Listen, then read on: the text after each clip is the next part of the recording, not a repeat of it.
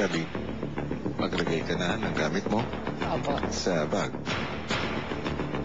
Pinaganda kita ng tutulugan. Opo.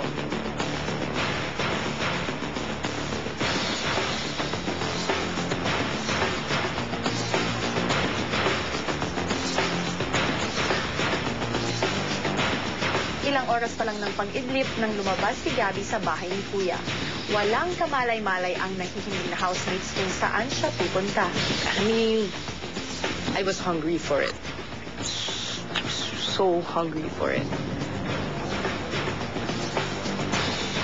Naramdaman kaya ni na John at Ruben na wala ang isa nilang kasama kaya gising na sila bago pa man mag-wake up call?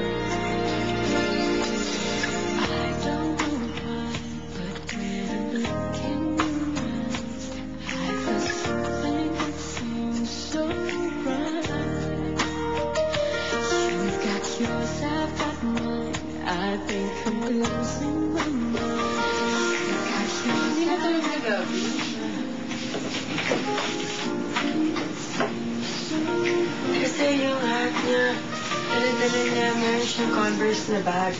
Probably she went to the doctor. Ngayon, tas natin. Si Gabi yung kasi nawawala siya ngayon. Ano, wala siya? Nawawala siya. Nawawala siya na Sige ba yung sa ear niya? Tinawag Siguro mo? may infection or something. Paano man nilulunis yung bar? Sugar, labas mo na si Gabi. Do it, you do it, you're doing it well.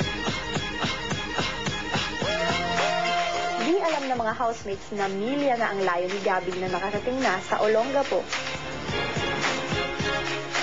Ang pagbabalik ng racing goddess sa kanyang nakagis ng mundo, the world of racing. Gabi, iniisip ko na paano kaya to. Bago yung track layout, hindi niya pa nakita tong bagong track na to.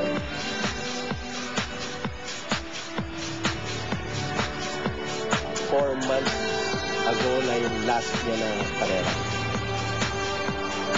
So, medyo mahirap. Medyo ako kinakabahan dahil safety, walang practice. So, pinilit ko talagang makapractice siya this morning. Kasi kung hindi kami makakarera. Kung wala siyang warm-up.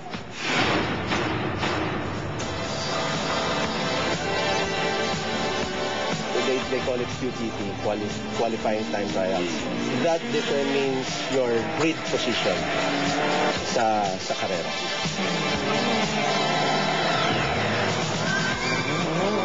After qualifying, naka-4 tayo. Not bad. That's, well, okay yun. Para sa walang practice. Maganda yun. Habang sumasabat si Gabby sa isang racing competition, ang mga housemates may hinarap na hamon, ang ikalawang nominasyon. Alam mo kung anong oras na? Hindi ko alam, Big Brother. Oras na para sa inyong nominasyon. This always surprises me.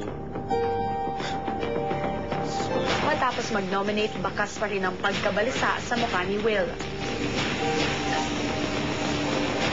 Si Will.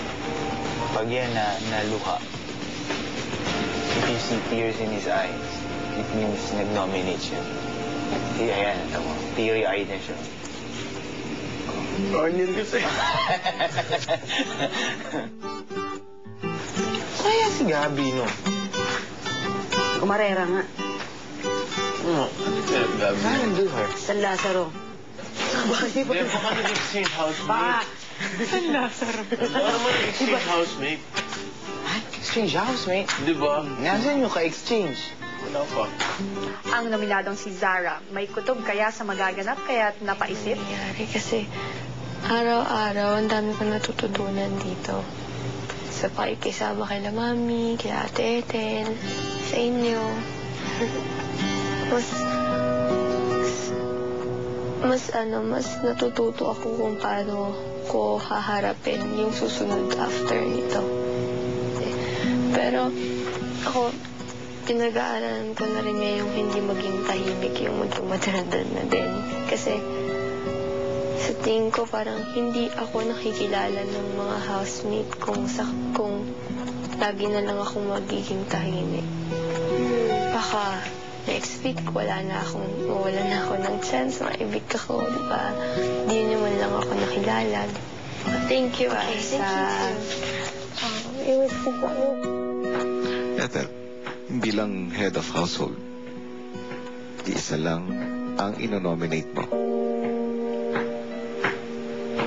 Hindi mo na kailangan bigyan ng puntos dahil kung sino man ang pipiliin mo ay automatically nominated na. Ah, talaga?